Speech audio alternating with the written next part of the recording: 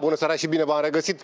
Chiar acum, în urmă cu 3-4 secunde, au ieșit frații Tate, Tristan și Cobra Tate și cu o sticlă de vodcă în mână mi-au dat un pahar să închinăm, ceea ce denotă faptul că sunt foarte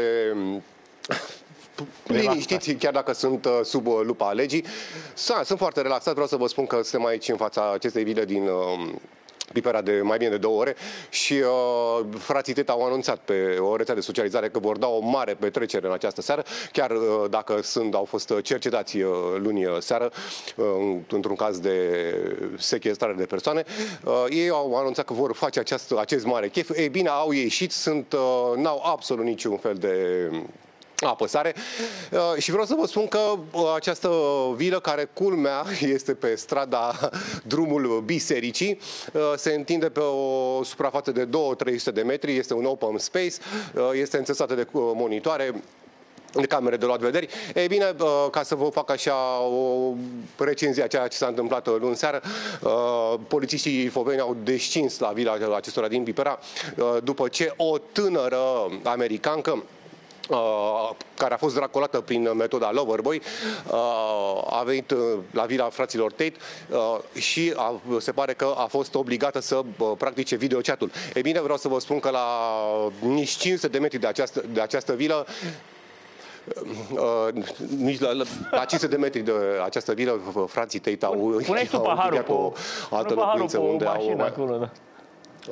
Uite, ai în spate, pe aerul ăla condiționat. Pentru că am vrut doar să... Acum ce să facă și cu dacă nu dat? Da, eu am vrut doar așa, ca să văd. Da. Da. Da, nu puteam să-i refuz, mai ales că au venit foarte așa puși, n-am auzit când au deschis. E bine, ca să revin la 500 de metri de... Nu, ferească Dumnezeu, că știți foarte bine că sunt foarte atent. Ca să revin la ce spuneam puțin mai devreme, la 500 de metri de locuința lor au închiriat o altă locuință unde au aceste studiouri de videochat. Ei bine, această tânăra americană, în vârstă de 21 de ani, a venit, Tristan Tate a convins-o prin metoda Loverboy să vină în România, i-a cumpărat bilete de avion. Așa spun anchetatorii, nu? Fata respectivă atunci când fata respectivă a văzut că lucrurile stau cu totul și cu totul altfel, a trimis iubitul ei din Statele Unite locația unde se află. Respectivul tânăr a anunțat ambasada Statelor Unite, iar ambasada SUA a luat legătura cu poliția română și ulterior aceștia au descins. Asta sunt informațiile, asta te întrebam, informațiile de la anchetator, nu? Până la urmă, afacerea, genul acesta sigur că sunt informații oficiale. Da, afacerea tip videochat nu este ilegală în România, dar practic acest lucru se poate verifica foarte ușor. Are fata contract de muncă, nu este racolată ilegal. Nu are, e o problemă. Nu? Adică e simplu. E o problemă.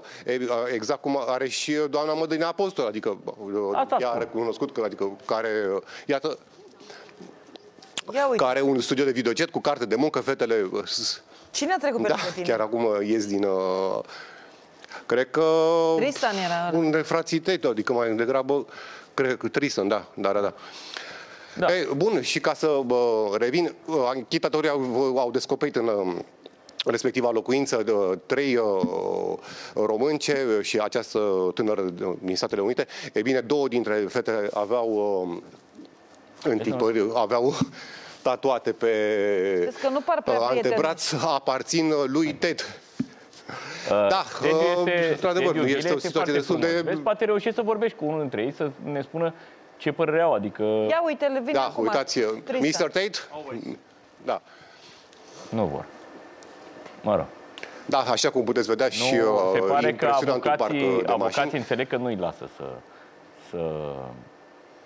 da, nu-i lasă, dar, repet, au ieșit înainte de această transmisiune în direct și păreau destul de veseli, destul de amabili. Acum poate că lucrurile stau cu totul și cu totul altfel. Da. Bun, nu par nici acum foarte nervoși. De asemenea, am reușit să vorbesc... să facă urât că ești acolo. Da. E adevărat. Am vrut să stau de vorbă și cu mama tinerei care a fost găsită în respectiva locație. Da. Sărt mâinile. Mă duc înapoi. Da? Da, băi, mi-au trimis-o polițiștii acasă și am adus înapoi, ca să nu e pierdere de bani. Ați venit la petreceri, domnișoară, nu? Da. Și să facem un pic curățenie, că a făcut mascate dezastru. Am înțeles. Da. Și să-ți văd foarte bine utilată. Și cu, da, și cu mopul, da? Așa ați dormit, da? Da. Și aveți și găleata, aveți și mopul. Am și țigară, am și telefon, uitați, și geantă, dau cu geanta așa și pleacă. Și domnișoarele sunt asistentele noastre, da? La curățenie. Domnișoarele, am venit. Ar trebui să nu mai mințiți atât în fața I telespectatorilor. need to talk to him because I offer him vodka. Mulțumim. I offer him vodka, and he said, "No alcohol, like girl. Păi nu? Nu sunt. Why you don't drink?" Nu putem să bem pentru că suntem în timpul serviciului. Because they are working I now. can't drink. No putum. Bro, you could have one vodka. What the fuck? What's wrong with Romania? What's wrong with you? Are dreptate domnul Cobra, da? In Romania we drink, no? Cobra is right, he No, said I am Cobra. right. Cobra's always right. You should have had a vodka. You had vodka? If you had vodka, I would let you inside the house. You get exclusive. Ok. You don't drink. No. No.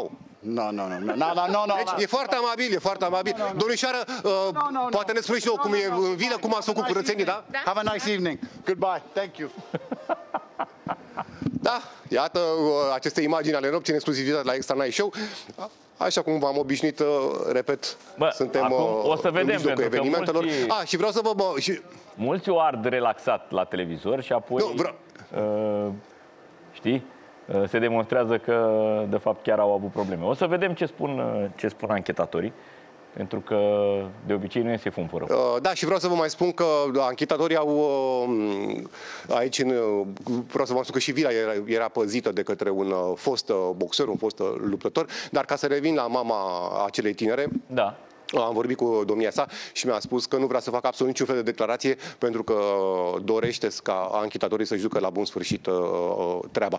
Așa cum bănuiesc că ați aflat pe canalele media, cei doi frați au fost lăsați în libertate în cursul zilei de azi dimineață și iată că petrecerea continuă aici. Până acum au răsunat manelele, ceea ce denotă faptul că frații Tate sunt iubitori ai muzicii autohtone românești. Da. Bine, Horațiu, ai grijă, vezi ce faci acolo, poate reușești să intri tu la petrecere. Eu sper că... Ar fi o exclusivitate, cu adevărat. Pentru că din spatele gardurilor acestora închise, greu putem vedea ce se întâmplă acolo, ne putem doar închipui. Așa, dacă poți să intri și cu paharul de vodka, îi arăți domnului că și noi suntem reprezentanți demni, jucători ai masculinității românești. Experimentați pe terenurile acestea, mai ales tu, bineînțeles. Așa că poate cine știe. Nu știu domnii Tate ce putem noi da. Asta zic, corect. Bine, mulțumim și te așteptăm poate în ediția de mâine cu noi informații.